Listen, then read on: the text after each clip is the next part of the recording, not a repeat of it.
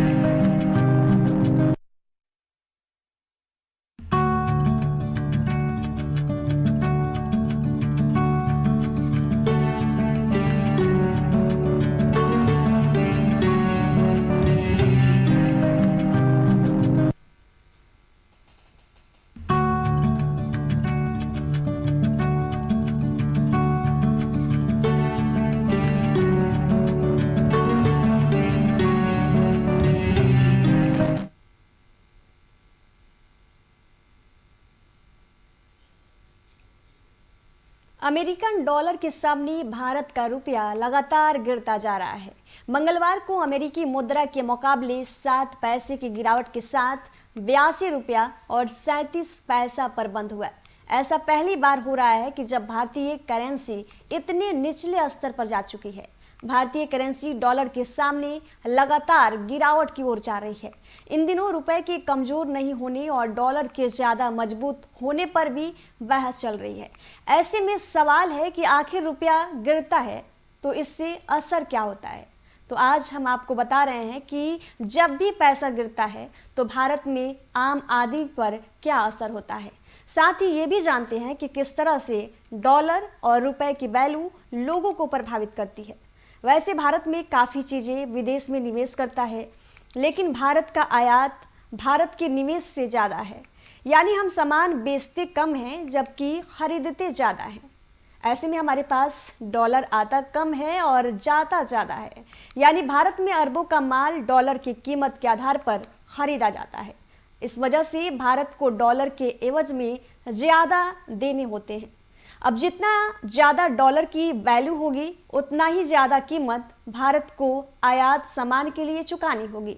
अगर सितंबर आयात निर्यात के आंकड़े देखें तो भारत ने निर्यात कम किया जबकि आयात काफ़ी ज़्यादा है। आयात ज़्यादा होने से भारत को व्यापार घाटा 1,24,740 करोड़ रुपए का हुआ। यानी जितने रुपए बेचने से आए उससे ज़्यादा पैसे दूसरे सामान खरीदने में भी लग गए। ऐसे में डॉलर की कीमत गिरने से भारत को नुकसान ही हो रहा है, क्योंकि व्यापार घाटा भारत का काफ़ी ज़्यादा है। दुनिया में करीब 80% व्यापार डॉलर में होता है। हर सामान के बनने में डॉलर का इस्तेमाल हुआ। किसी न किसी सामान की प्रोसेस और आइटम का इस्तेमाल होता है जो विदेश से आता है। इसका मतलब है कि उसके लिए ट्रेंड डॉलर में ही किया होगा। सीधे शब्दों में कहें तो आपके काम में आने वाले अधिकतर सामान का संबंध डॉलर से होता है और उससे बनने तक ट्रेंड डॉलर में ही रखा होता है। ऐसे में हर सामान पर डॉलर और भारतीय करेंसी की वैल्यू से असर पड़ता है। अगर डॉलर की वैल्यू ज़्यादा है तो हमारे लिए सामान की कीमत ज़्यादा हो जाएगी।